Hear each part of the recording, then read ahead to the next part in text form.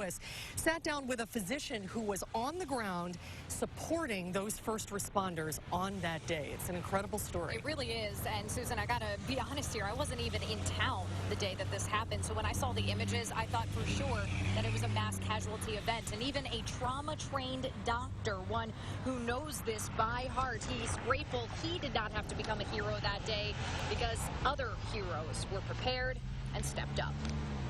The thing that just blows my mind is that it wasn't bigger than it was. Each angle of downtown Sun Prairie that day suggests chaos. We're not sitting here talking about hundreds of casualties. With every new view, we assumed the worst. Everybody back, please. That included the people called out to make the best of it. We had no way of knowing how many patients were going to come out of there and how quickly they were going to come out. Still, Dr. Michael Lohmeyer felt the demeanor and the calmness. Calm.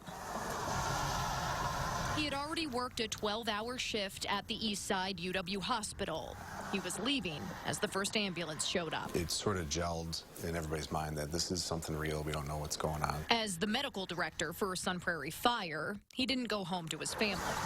He went to help. The thing that means the most to me is feeling like I was able to contribute in some small way to help them do their jobs better. Reflective jackets and vests and things that would keep us safe on the scene of a disaster. Part of Dr. Lohmeyer's job is to show up at scenes like the explosion. But of course, we hope it will never happen. Or the active shooter in Middleton last year. I see my role in those situations as being somewhat of the medical conscience. A whole bunch of specialized equipment inside of it. So we've got scalpels, we've got gloves. His team comes in this emergency vehicle, pre-packed with kits that can treat all sorts of medical issues. Bandages, gauze. Making sure as many people as possible get the best care possible, including those risking their lives to help everyone else. I don't know that I have it in me, and I think that the fact that the men and women who do that every day don't even think twice it's incredible. It's really incredible. While his expertise focuses on physical injuries, Dr. Lohmeyer knows what he can't bandage hurts too.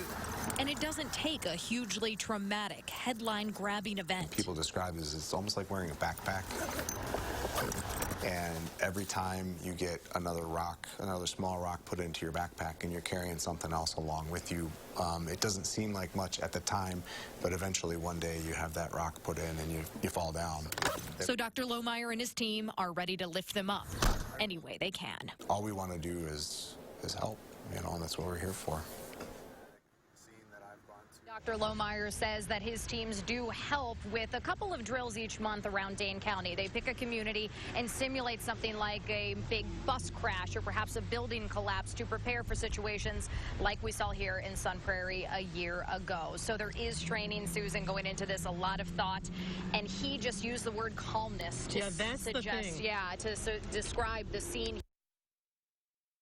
at best. And I think now every time we hear about a gas leak, everyone is so triggered that Sun Prairie will come to mind. And the community here has set the bar very high for how you respond to a tragedy like this. I think that's absolutely right, because it could have been a lot worse. Yeah, that's for sure. Danica, thank you so much.